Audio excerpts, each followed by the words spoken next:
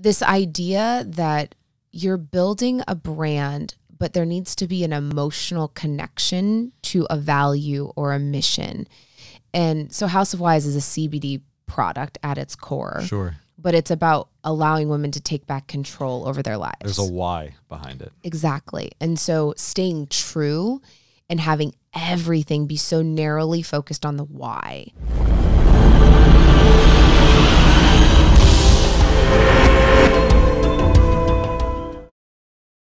All right, Amanda Goetz, welcome to the show. Thank you for having me. Of course, and welcome to Miami. Yeah. How's it been so far? Crazy. Yeah? I mean, being cooped up for a year in Charlotte, North Carolina, and then like arriving here is just surreal. But I'm so happy right now. I've been in the sun. I went for a run this morning. I got a juice. Life is good. Yeah. There's a lot of activity happening here, a lot of good things. And I want to talk about you and all the stuff you're doing, right? You're CMO at Teal, you're co-founder CEO at House of Wise, you're doing a ton of amazing things. But first, maybe we could tell our listeners a little bit about you, your background, and how you got started in your career. Yeah, so born and raised in the Midwest, small town, less than 1,000 people, like single stoplight town, first generation college grad. So my dad is, the town plumber. And that really impacted, I think, a lot of just me and what drives me. But then went to school in the Midwest, went to Ernst & Young right out of school and managed their Entrepreneur of the Year program. So I've kind of always been close to builders, analyzed companies, kind of shepherded them through that program. Then had the chance to move from Chicago to New York. That was back in 2009 and completely did a 180 and became a celebrity wedding planner, and I managed a brand for this celebrity wedding planner. So that's what brought you to New York, was that job? Yeah. And so then I managed his brand across licensing deals. He had a reality TV show, which I was on, like the whole thing. Also got to plan some crazy ass weddings. Then decided there were some huge opportunities in the wedding space, like massive problems to solve. And so it was around 2011, 2012, I launched my first company, did that for a few years in New York, did the accelerator scene. This was really when New York City tech was heating up. And I was at a female pitch night one night, and the founder of The Knot was on the panel, Carly Roney, and she was, someone I looked up to, someone who, raised her kids in the office of The Knot. And I just really, really was like inspired by her. And so she pulled me aside and was like, let's have coffee tomorrow. So she didn't know this, but I had just found out I was pregnant with my second baby a week before that pitch night. And, building is tough. I was not finding traction in the way that I needed to. And she was like, hey, I want you to come to The Knot when you're ready. So serendipitously, I ended up at The Knot, was there for 5.5 years, building products, but then leading brand, and built the marketing team kind of from the ground up. And then they got acquired and led the kind of acquisition / merger with our biggest competitor.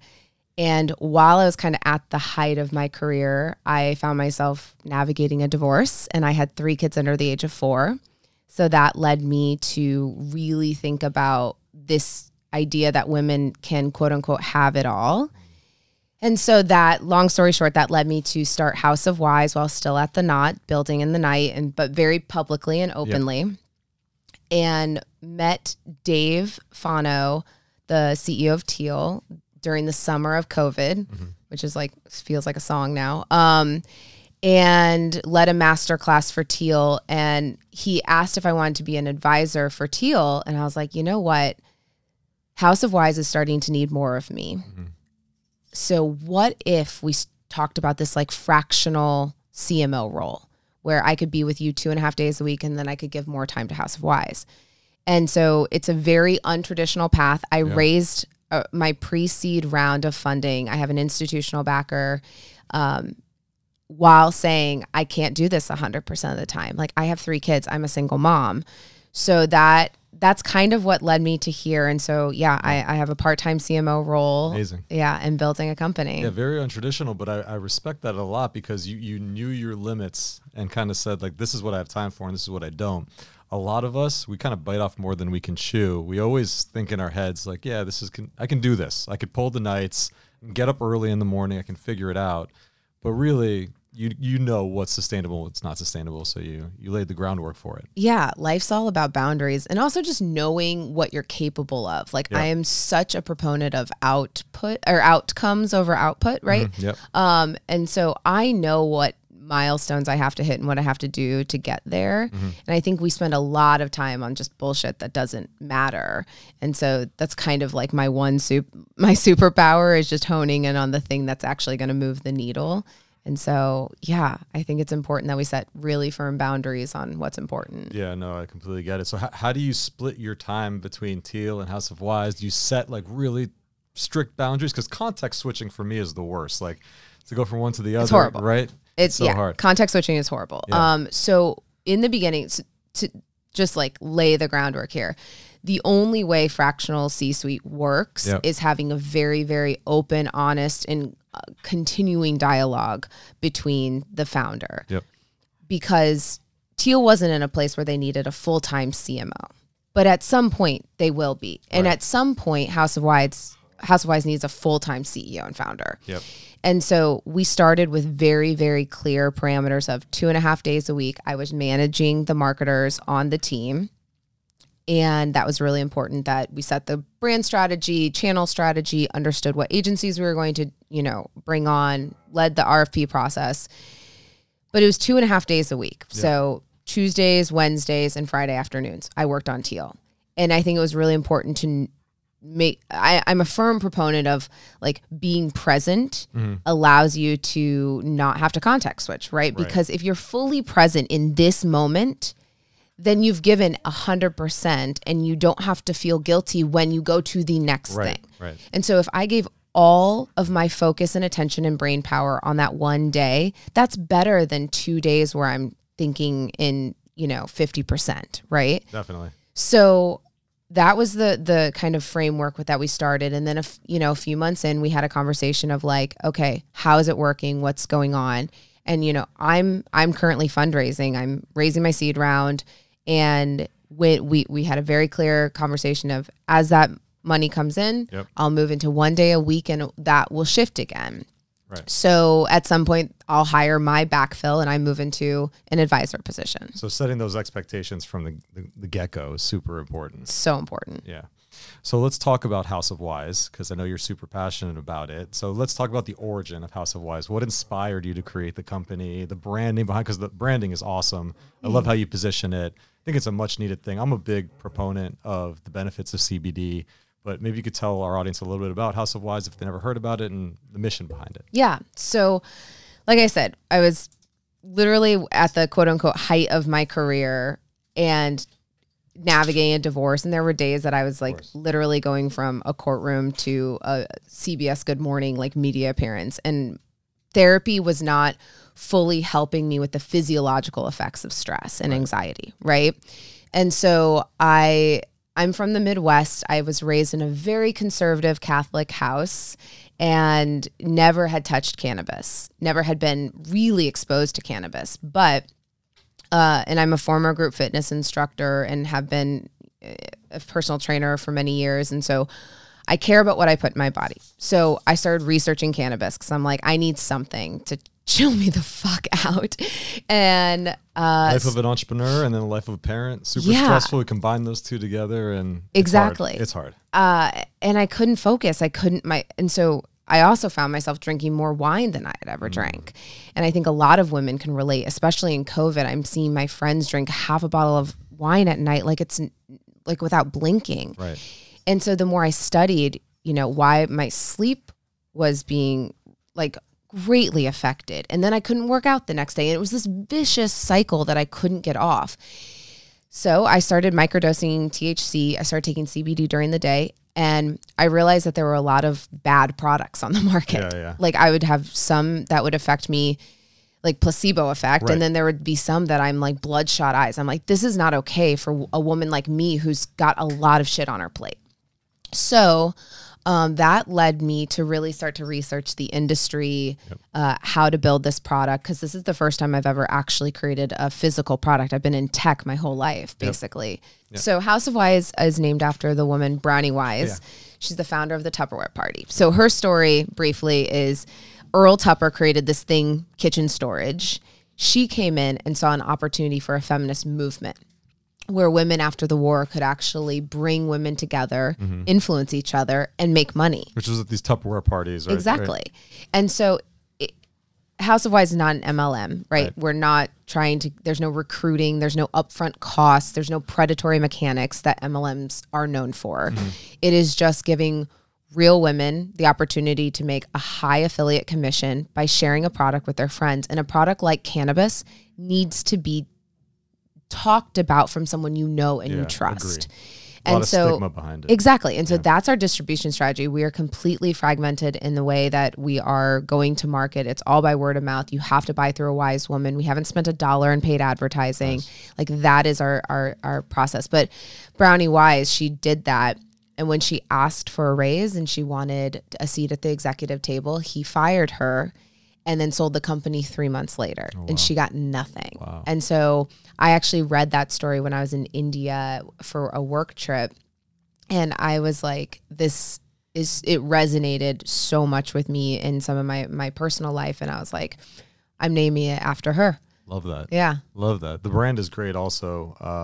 So you have three, tell me about the product. There's like 3 different kinds, right? Yep. Everything is about intention with this. So we have sleep, sex, and stress, and we're working on a couple of other products as well. But when you take it, I think women, we have this kind of martyr-like syndrome where we'll put everybody else's needs before our own.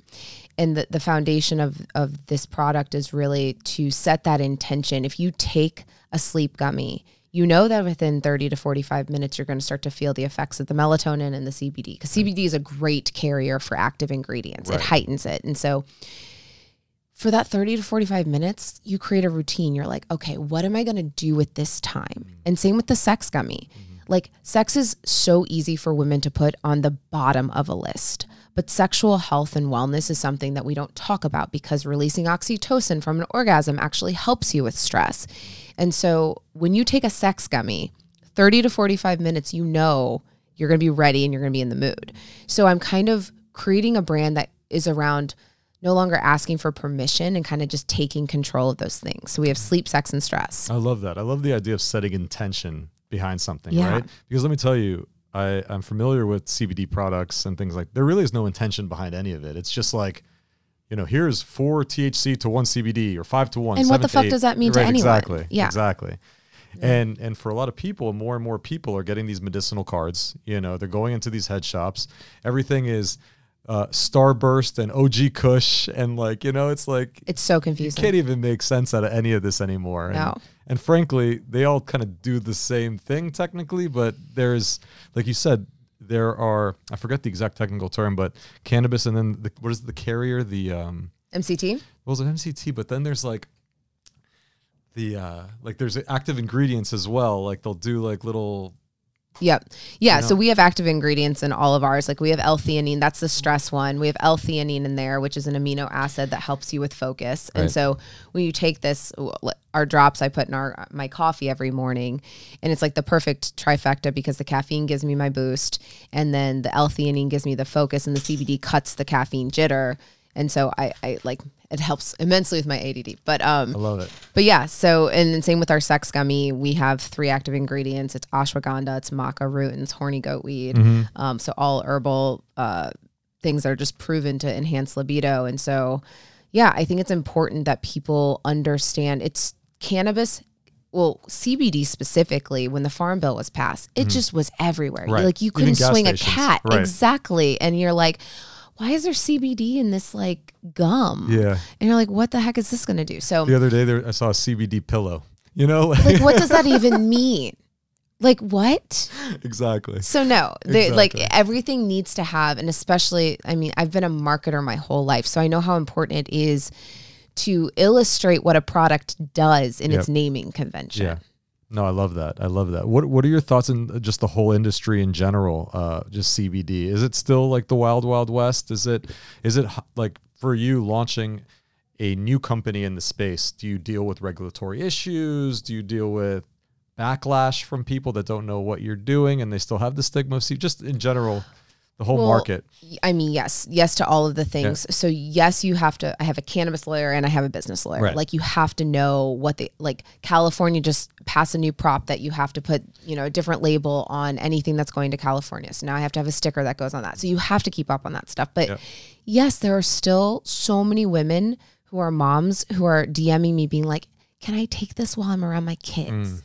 Like there's so much confusion around CBD. And I think what happened, if you look at the market, there was the Farm Bill passed, an explosion of CBD products. No one knew what to trust. And so people would experiment or whatever, but it was very confusing. And now we're kind of breaking, especially COVID. Most of those people did not maintain supply and continuing their businesses. So now is an actual interesting opportunity for the landscape to actually launch something that has more clarity and people are now attuned to listen versus before it was just too much noise. Right. And it's just like the packaging of it all, and just to show like there is thought behind this product. There's reason that it exists, right? And a person behind it. Correct. That's important. Right? Yes. Like not a corporation. Exactly. Like what? Okay, she looks like me, and like I don't have it all together. Like I have days where I'm stressed out. I have 3 kids under the age of 7. And so there's something there where you see the person behind it. And also cannabis industry is still pretty male dominated. And so there aren't a lot of products that actually speak to women because they're not being created by women. No, I love it. As soon as my wife gives birth, I'm getting her a whole case of this. I got you. You mentioned something interesting though about ADD. I find that CBD helps my ADD. Me too. Because I have major ADD, ADHD, whatever you want to call it. Yep. But at the same time, so just a quick personal story, I was prescribed all the crap, like Vyvanse and Adderall, and straight up, I'll tell my listeners and tell you, if you've taken this is cocaine, pretty much. These are terrible, terrible drugs, in my opinion. And I'm concerned that these are things that we prescribe, like no problem, to our children, to young kids. And I've seen much more effective combating of ADHD through CBD than I have through all of these pills, which are basically like you're swatting a fly with a sledgehammer, so to speak. So I don't know if you have any thoughts on that. I mean, I have a lot of thoughts. I think about antidepressants. I think about a lot of stuff that could potentially, like, there are people who need the medicine, and I'm not downplaying that. But I do think that pharmaceutical industry in general, there are lobbyists talking to government officials who are in charge of passing different laws. And so THC is a prime example. Like that helps people with many things. And the fact that we aren't even federally legal for marijuana and psychedelics, like we haven't even talked about that. Yeah, that's a whole other avenue. A whole other avenue. But I know people who are very high functioning people who have gotten off antidepressants by microdosing. Yeah, there's ketamine treatments and all this stuff that's happening. But it's not under the like advisory of a doctor, which is so scary because you can't just like explore this stuff.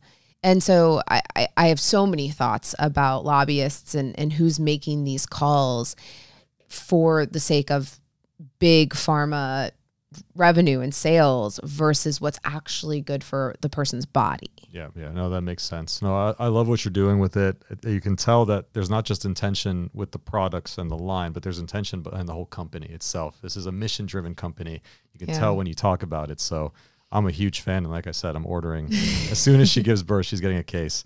I want to talk to you about being a mom on that note, right? You're a mom of 3, right? And you're doing all these different things. You have 2 jobs, mom of 3.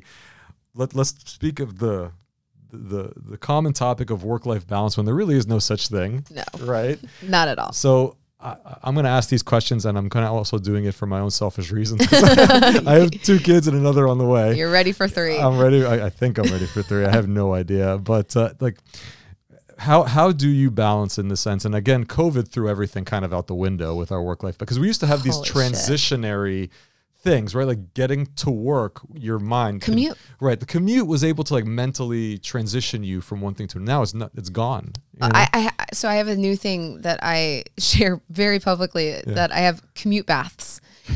So I'm fortunate. I was able to get help once, things kind of restabilized. March through June was a clusterfuck. I was I wasn't showering. I was like trying to do a call while making sure that my 6-year-old was on her Zoom while my 5-year-old was like somewhat listening, and she's an introvert and she hated Zoom and she's crying. It was a mess. But now we have help, and I'm actually homeschooling. And so I hired a teacher. And so she comes to my house every day. And so it's her first teaching job, and she's incredible. And the kids are like learning how to be YouTube creators. Like that's like a lesson for them. My kids, that's what they say. They record their own videos. They're like, don't forget to like, comment, and subscribe. Yeah. You know? And then they learned Canva to create thumbnails. That's crazy. And then they're doing their math. They're like, okay, if we had 5 subscribers and we get 10 more, how many? Like everything's kind of built around creator economy. But anyway, I digress. But so commute bath at 4:45 every day, I realized that I can't come out of my room, my bedroom, you know, I've been like holed up. If I come out at 5 and I have to go straight to mom mode, I'm so overstimulated because all 3 of the kids want my attention. They want to show me something. And so at 4:45 every day, I slip into the bathroom without them knowing, and I take a bath. And for 15 minutes, that is my new commute. And I have to just decompress in a way that allows me to kind of switch. And I part of my like MO and how I can do kind of all of these things is I don't try to blend the things, right? I say, I'm a mom right now. This is my mom time. And sometimes there are days where I look at the day and I'm like, okay, I'm going to be a shitty mom today because I am working from sun up to sundown. And they're going to get movie time and maybe 45 minutes of me like really being active. But then there are days that I'm like, okay, my meetings end at 3. We're going for the walk in the park. But when I'm doing the thing that I'm doing, I'm fully present because otherwise it's all blended and nothing's working. And you feel like you're doing everything half-ass and no one's getting full attention from you, and that just feels shitty. Yes. And so when I'm working. My kids know that. I put a sign on the door, they know it. And when I'm with them, they know they get all of me. And so sometimes that's a lot, sometimes that's a little. And I work out. Like, you just gotta be unapologetic about your boundaries. No, I love that. And we also, what you said I think is important about being present when you are doing that, whatever it is you're doing. And we live in a world where there's just like so much content.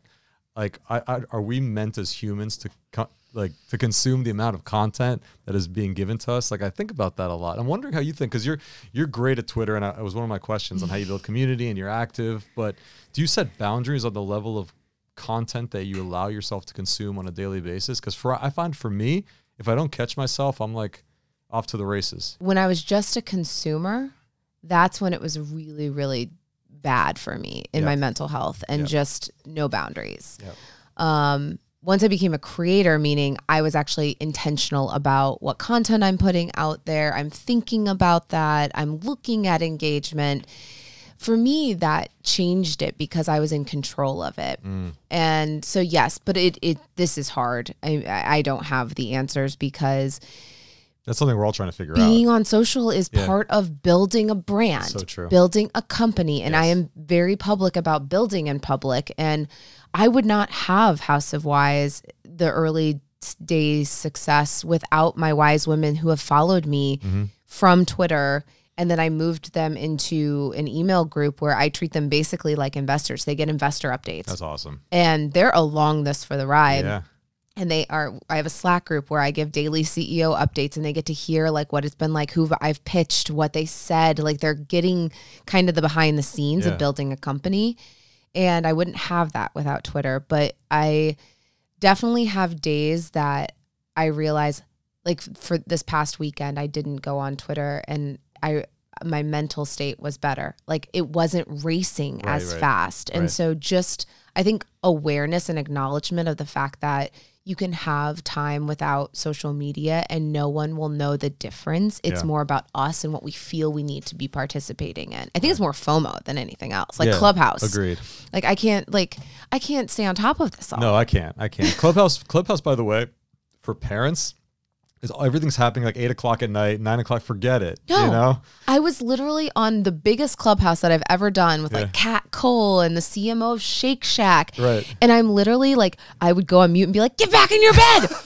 go in your bed now. And I'd be like, yeah, that was a great point. Like, like literally that was what I was doing. I'm laughing because we're known in the family, like my brother-in-law and our family jokes with my wife, because we go, nothing else. That's like like that cutoff point when like you put them to bed and they keep asking for another water and another this and another, nothing else. Nope, we're done. We're done here. I feel that 100%. So yeah, Clubhouse, small doses, I think at that point, right? Twitter, I think that's the main vice, I think, for both of us. And I believe in Twitter more than I believe in any other social media platform. So on that note regarding Twitter, I mean, you do a fantastic job. Thank you. Fantastic. One of the best follows on Twitter for folks that are listening. If you're not following Amanda, make sure you're following her. Not just creating content, marketing content, building a company, but just being real, being human. Yeah. So much of us put on a mask for social media, and we are our own PR person. I mean, we have to do that, sure, but being real and being authentic, I think a lot more people need to do that. And you're a great example of being real, you know? Well, it took me a while to get there. Like my 20s, I definitely realized I was living the, Instagram perfect life, right? Like it looked great on the outside and then everything blew up and I was like, well, fuck, like no one was talking about any of this stuff. And I felt alone going through all the things I was going through, whether it was infertility or miscarriage or divorce or whatever, like failing a startup. And so no one was talking about that. So I felt alone. And so I realized it was actually an in-person interaction where I told the person that it was a friend of mine, a pretty good friend, that I was having a miscarriage and I was going through this whole process. And she was like, oh my God, I had a miscarriage a couple months ago, but I hadn't told anybody. I was like, she only told me because I said it first. And so something clicked in me then that I will always go first. Set the space. I will exactly allow permission. No one has to be like me and share it publicly. But the amount of DMs I get from women who are like, I feel less alone because now I know you went through this or you are going through this is so powerful. And trust me, that was not my content strategy, so to speak, in my 20s, but I realize how important it is because women are made to feel guilty and stigmatized and alone through a lot of these things that many people go through. And so I just share it, and I think that it resonates that I'm not a bot. I'm not a robot. Like, I'm a human. Absolutely. And one of the things I learned, especially after I started my company, sold it. And, a lot of people think you sold your company. Amazing. Great job. But, there was a lot of dark days. And as far as people are like, was it a home run? Like in baseball terms, what was it? I'm like, well, I got on base, but it was more like a hit by pitch. You know what I mean? Like, yes, I didn't strike out, but it was also not easy at the same time. And I went through a lot of dark days running that company, a lot of founder depression and things like that. And, I quickly realized, and there's an organization I run called the Local Leaders Collective. I could tell you about that also later on. But one of the things I quickly realized after the fact is vulnerability is a superpower. Yeah. Like if you can be vulnerable and talk about the shit that's going on in your life, the hard stuff, you get meaningful conversations and dialogue that opens up avenues in your life that would never open up. And in this founder culture, everybody's crushing it. Right? Of course. Everybody's crushing it. I'm crushing it. Just raise this amount of funding, et cetera, et cetera. That's part of the journey or the wins, right? But the problem is if we talk about our wins and all we talk about, it's like, well, I guess you're good, right? There's nothing I can do to help and vice versa, right? We're both crushing it. High five. Let's, we'll see each other next week or whatever the case may be. And then founders keep everything internal. And 90% of this is excruciatingly hard. Employees leave companies. You're running out of funding. You lose a big customer. This is very difficult on a daily basis. But if you can set the stage to be able to talk about these things openly, you quickly realize that every other founder is facing those exact same problems. And we have the spotlight effect, like that it's always happening to us because we maybe suck as CEO. Right. But no, it's almost like 100% of other founders has dealt with the same problems, no matter who they are. Yeah, finding a community of founders was a turning point for me. Finding a community of female founders particularly. And so I had this tweet that I sent out because I had this text chain with all of my college friends on it. And it was like, who had a baby, who got a house, like you name it. We were, cheering each other on. And then on the day I launched House of Wise, I put it in there and no one said anything. And it was like, interesting. A moment for me where I was like, they don't understand how much work went into this. Like lots of late nights and months of just doing this. And so I knew I needed to find people who got it. Yeah. And so we have our hype crew text chain, which are all female founders. And you put something in there and you're like, this is what I'm dealing with. And 90% of the time, someone in that text chain has gone through it. Awesome. And you're like, okay, cool. Yeah. How do I navigate this? And it takes the emotion out of it. And all of a sudden it's like, this is not just happening to me. This is happening to founders. Yes. So it's not, you know, my ego can like set aside for a second and say, okay, now logically, how do I handle this? How do I navigate it? Because as a founder, everything feels tied and mixed and mingled with your identity. And failing as a founder, and like for better or for worse, like I've failed before. So I'm less scared about that because I went through the really dark times of like, I will never build again because I failed and I'm not meant to do this again. And I kind of had enough therapy and enough work to say, no, that's not my identity. My identity is not a failed founder. That was not the right product. It was not the right market. It was not the right time. It was not the right thing for me to build. Right. All of those things are totally accurate. But that doesn't mean I'm not a founder. Right. And so I think that I love that you're doing something about that, because so many founders feel alone, and you just see the highlight reel on Twitter and TechCrunch. It's like they raised around, and you're like, how the fuck are people doing this? Exactly. Nobody talks about the middle parts, you know, and what it takes to get there. Yeah. So what you said is just incredibly powerful. So I hope our listeners can understand that it's not supposed to be perfect at all times, right?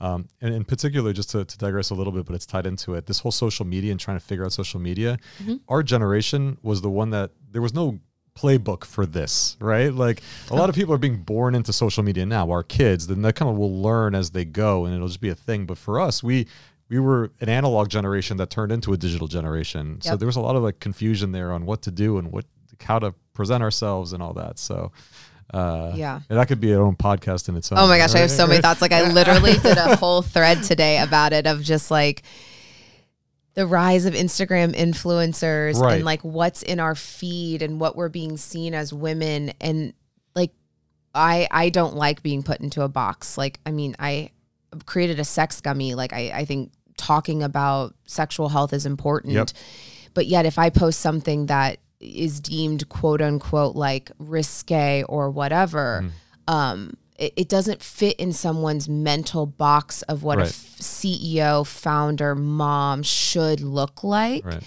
And I got so many DMs from people who are like, I face this every day. I overthink what I'm putting out there.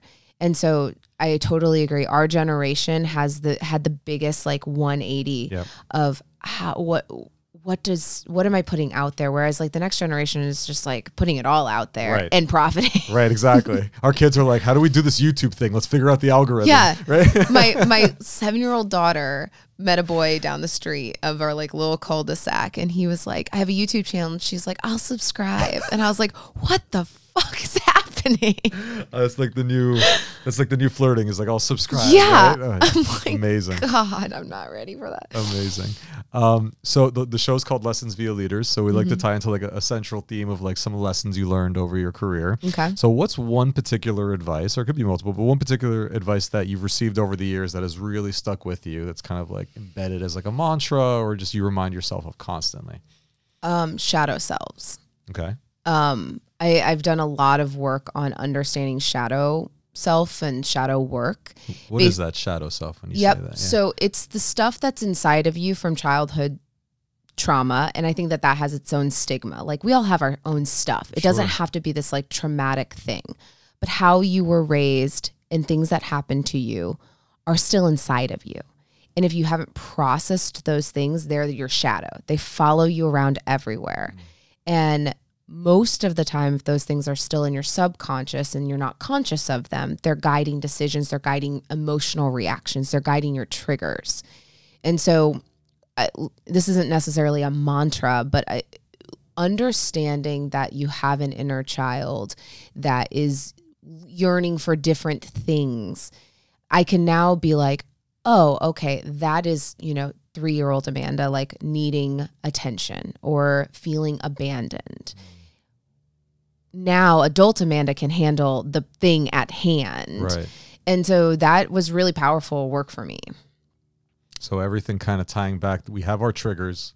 Let's acknowledge our triggers. Yeah. Right. And kind of identify with that and help us navigate through life because of that. And like even in personal relationships, there are so many great apps that like just allow you to facilitate these conversations where it's like removing the emotion around having stuff. Right. We all have stuff. Right. So like removing that emotional connection to it and saying, oh yeah, this is how I feel loved because of this or whatever. And I think that that's really powerful and work that everyone should kind of like understand a little bit more. Absolutely. How do you recommend folks get in tune with that? Is therapy helpful? Like what's... Yeah. I mean, yes, 100%. Going to therapy and that's understanding. another thing we need to destigmatize, right? Therapy. 100%. Yeah. I go to therapy. I had therapy this morning. Like that is my like grounding. And I think people are scared to give voice to things because it makes it real. That's a good point. Yeah. But it's real regardless. Like it's real inside of you. True. So true. No, that's powerful for sure. So how about when it comes to marketing, biggest lessons learned? Like as far as like, you know, throughout your career, I think you've probably unlocked a few gems as far as like, you know, captivating audience or retention or something like that. But marketing, how does it feel? Especially maybe things that you apply as you build House of Wise, a brand from the ground up. Yeah. So something that occurred to me while I was building the Knot brand, I led the kind of a repositioning and we changed the visual identity. And yes, the Knot is around a wedding, right? You're planning a wedding. Sure. But really it's a self-expression of who you are as a person and what's important to you. And so this idea that you're building a brand, but there needs to be an emotional connection to a value or a mission. And so House of Wise is a CBD product at its core. Sure. But it's about allowing women to take back control over their lives. There's a why behind it. Exactly. And so staying true and having everything be so narrowly focused on the why. Like, why is this important? Like for the Knot, we talked about self-love and body positivity because those are larger things that you can grasp onto outside of just your wedding day. Yep. But like you can't love someone else fully until you love yourself. And so let's talk about that. Yep. And so there are bigger things than just the physical product or service that you're providing. And so that's number one. And then number two, I think a lot of people, when they're trying to build a community, I mean, community is like capital C community. We're constantly talking about this, right? Sure. Being narrowly focused on a very, very tight persona of who you're going after first is so important. And you're not going to be for everyone. And diluting your message to try to be to everyone allows you to get lost in the sea of competitors. And most founders, they want to cast a wide net. Right? Yeah, because they're so focused on traction. And this is kind of the scary part of VC, right? Because it's now a numbers game. Sure. Like you're just going to say and spray and to see what your CAC is and let's keep going. You've raised at a $10 million pre-seed. Let's get you to a $20 million seed. And then it's exactly. just And you games. just got to hit this number and this CAC and okay, CAC to LTV, like we're going. Yep. And you lose sight of like the core culture and mission. And I do worry about that. And so, yeah, those are kind of the two biggest lessons. Yeah. Go niche, find your audience, find your evangelists, right? And community is super important too. I saw someone tweet this the other day, but if your customers aren't talking to each other, then you don't have community, right? If like your people, right? That's I love that. You know what I mean? Like, so how true. do I think about community? Well, are your customers engaging with one another? If you do, then you have community. But if you don't, then it's kind of a way to disqualify it, right? Yeah, that's great. I love that. Yep. How about, well, on that note is my next question, lessons learned in building a community, right? Because you got a good one in House of Wise. Your members and your Wise women, right? They're interacting with each other on a daily basis, right? Yeah, we're in a Slack group. We have Slack channels that are around sex, sleep, parenting, work, and then me building and them being a part of that. And I have women who are founders as Wise women, and they're sharing it with their network because at the core, it's a product that helps them. They're sleeping better. They're now taking back control of their sex lives. Yep. They're realizing that they can take something when they are starting to feel the physiological effects of stress. Yep. All of those things, if you don't have a good product that's actually helping people, then they're not going to be able to build upon that. It starts with that. It starts with that. Yeah. And so when women are feeling better and they want to be a part of this, they start connecting with other people and evangelizing.